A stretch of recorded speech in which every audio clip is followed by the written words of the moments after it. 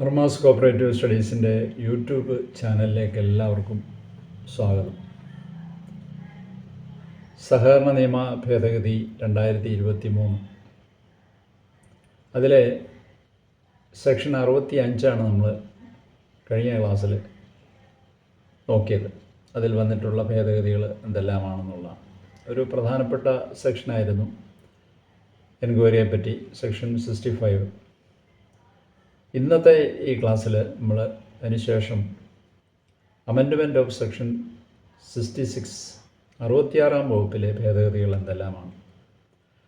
66-ാം വകുപ്പ് എന്തിനെപ്പറ്റിയാണെന്ന് നമുക്ക് ആദ്യം നോക്കാം. സൂപ്പർവിഷൻ ആൻഡ് ഇൻസ്പെക്ഷൻ, മേൽനോട്ടവും പരിശോധനയും 66-ാം വകുപ്പ്. Supervision and inspection. അപ്പോൾ ഇതിനകത്ത് സബ്സെഷൻ 2-ന് ശേഷം ഒരു മാറ്റം വന്നിട്ടുണ്ട്. സബ്സെഷൻ സൂപ്പർവിഷൻ ആൻഡ് ഇൻസ്പെക്ഷൻ എന്നുള്ളതിൽ ആദ്യത്തെ സബ്സെഷനിൽ മാറ്റമൊന്നുമില്ല. രണ്ടാമത്തെ subsection, the registrar may on his own motion or on the application of a creditor of a society inspect or direct any person authorized by him by order in writing in this behalf to inspect the books of the society. അതിനുശേഷം provided that no such inspection shall be made on the application of the creditor unless the applicant. പിന്നെ രണ്ട് ക്ലോസുകൾ അവിടെ കൊടുത്തിട്ടുണ്ട്. A, satisfies the registrar that the debt is a sum then due and that he has demanded payment thereof and has not received satisfaction within a reasonable time.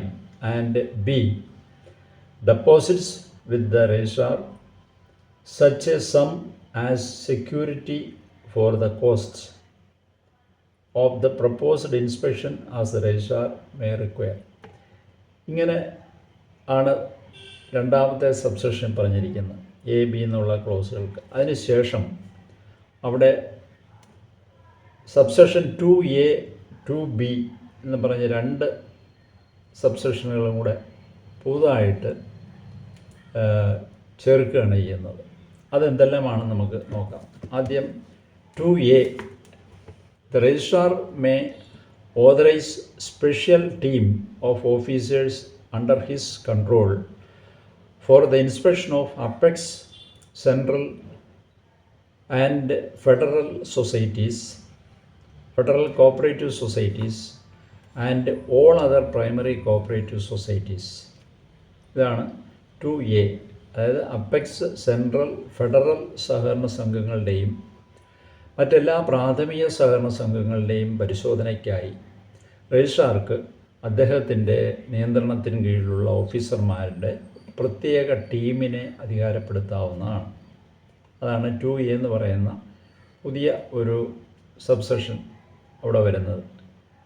Apex, central, federal സഹകരണ സംഘങ്ങളുടെയും മറ്റെല്ലാ പ്രാഥമിക സഹകരണ സംഘങ്ങളുടെയും പരിശോധനയ്ക്കായി രജിസ്ട്രാർക്ക് അദ്ദേഹത്തിൻ്റെ നിയന്ത്രണത്തിന് കീഴിലുള്ള ഓഫീസർമാരുടെ പ്രത്യേക ടീമിനെ അധികാരപ്പെടുത്താവുന്നതാണ്.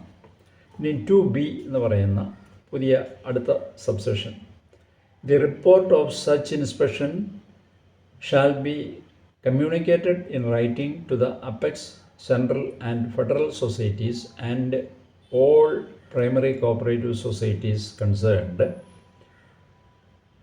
Within a period of 30 days, and the committee and the chief executive of the society concerned shall be under an obligation to file a para-wise satisfactory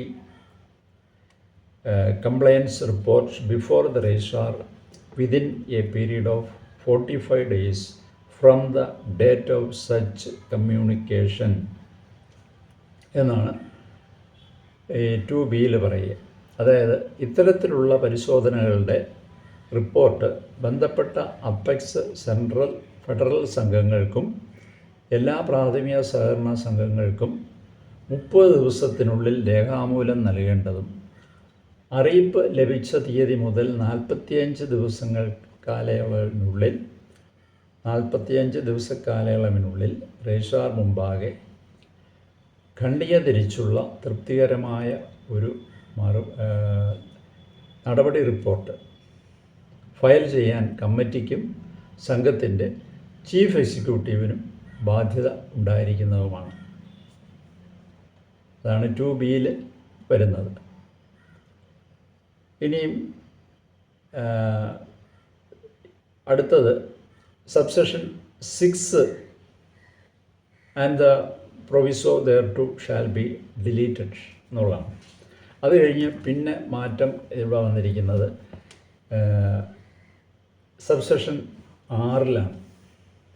6-ഉം അതിൻ്റെ പ്രൊവിഷൻ കൊടുത്തിട്ടുണ്ട്. അതും കൂടെ ഡിലീറ്റ് ചെയ്യുകയാണ്, ഒഴിവാക്കിയിരിക്കുകയാണ്. 6-ാം വകുപ്പും അതിൻ്റെ ക്ലിപ്ത നിബന്ധനയും വിട്ടുകളയണം എന്നാണ് പറഞ്ഞിരിക്കുന്നത്. ഇതാണ് ഉണ്ടായിരുന്നത്. The circle cooperative union shall have the power to direct that non-official member thereof shall be present at an inspection under subsection 2, provided that such non-official member shall not have the power to make the inspection himself. അതാണ് ആ പ്രൊവിഷനും ഉണ്ടായിരുന്നത്. അത് 6-ാമത്തെ സബ്സെഷനും അതിൻ്റെ പ്രൊവിഷനും ഇനി വേണ്ട, അത് ഒഴിവാക്കിയിരിക്കുന്നു. ഇനി അടുത്ത അമെൻഡ്മെൻറ്റ് നമുക്ക് നോക്കാം. സെക്ഷൻ 66C വരിക. 66C എന്ന് പറയുന്നത് submission of returns to the registrar, അതായത് വിവരങ്ങൾ രജിസ്ട്രാർക്ക് സമർപ്പിക്കുന്നത് സംബന്ധിച്ചാണ് 66C വരിക. അപ്പോൾ 66ാമത്തെ സെക്ഷനാണ് നമ്മൾ ആദ്യം കണ്ടത്, സൂപ്പർവിഷൻ ആൻഡ് ഇൻസ്പെക്ഷൻ. അതിനകത്തെ സബ്സെക്ഷൻ 2-ന് ശേഷം പുതുതായിട്ട് 2A 2B എന്ന് 2 സബ്സെക്ഷൻ വന്നിട്ടുണ്ട്, അത് കണ്ടു. അതിനുശേഷം സബ്സെക്ഷൻ 6 അത് ഒഴിവാക്കിയിരിക്കുന്നു എന്ന് കണ്ടു. പിന്നെ 66A എന്ന് പറയുന്ന സെക്ഷനിൽ powers of the registrar to give directions ആണ്, അതിനകത്ത് മാറ്റമൊന്നുമില്ല. 66B എന്ന് പറയുന്ന സെക്ഷൻ സസ്പെൻഷൻ ഓഫ് ഓഫീസേഴ്സ് ആണ്, അതിലും മാറ്റമൊന്നുമില്ല. 66C എന്ന് പറയുന്നതാണ് ഇനി ചെറിയൊരു മാറ്റമുള്ളത്, അതായത് submission of returns to the registrar, വിവരങ്ങൾ രജിസ്ട്രാർക്ക് സമർപ്പിക്കുന്നത് സംബന്ധിച്ചാണ്. ഇതിലെ മാറ്റങ്ങൾ നമുക്ക് നോക്കാം. In the existing section shall be numbered as subsection 1. ഇപ്പോഴുള്ള സെക്ഷനിൽ ആദ്യം പറയുന്നത് 1 കൊടുക്കണം. അതായത് every cooperative society shall file returns within 6 months of the closure of every financial year before the registrar എന്ന് പറയുന്ന അവിടെ നമ്മൾ 1 പുതുതായിട്ട് എഴുതി ചേർക്കണം. അതായത് നിലവിലുള്ള ആ വകുപ്പിനെ 1-ാം വകുപ്പായിട്ട് അക്കം ഇടണം എന്നാണ് പറഞ്ഞിരിക്കുന്നത്. അത് കഴിഞ്ഞ് the clause F in subsection 1 so numbered shall be relettered as clause G. അതായത് ഇങ്ങനെ നമ്പറിട്ട 1-ാം വകുപ്പിലെ ക്ലോസ് എഫിനെ ജി ക്ലോസായിട്ട് പുനരക്ഷരം ചെയ്യണം എന്നാണ് പറയുന്നത്. ഇപ്പോൾ ഇവിടെ ABCDE കഴിഞ്ഞിട്ട് എഫ് ഉണ്ട്. അപ്പോൾ എഫ്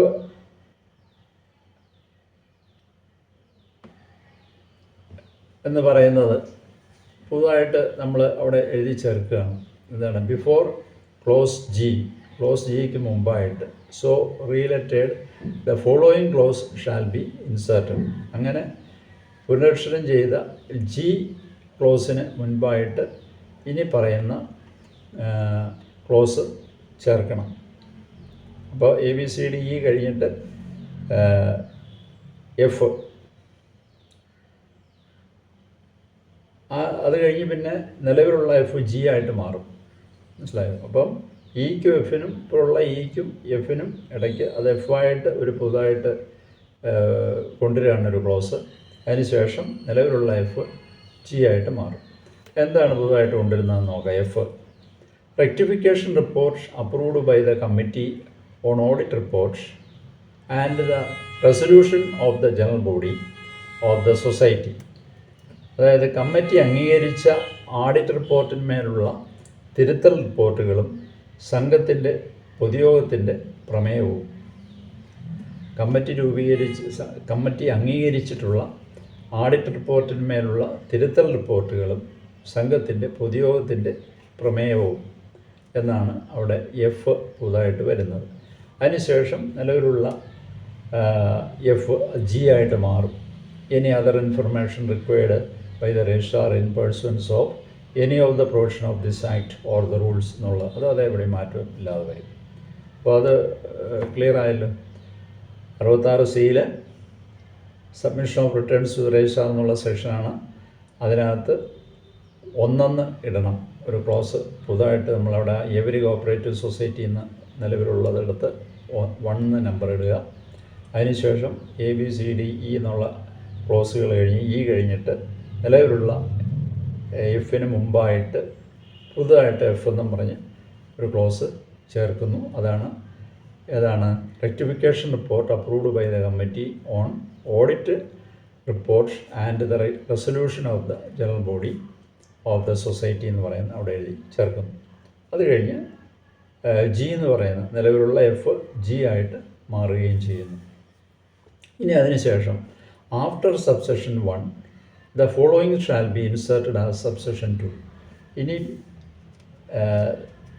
സബ്സെഷൻ 2 പുതുതായിട്ട് അവിടെ വരികയാണ്. ഇപ്പം നിലവിലൊന്നുമില്ല അവിടെ സബ്സെഷൻ.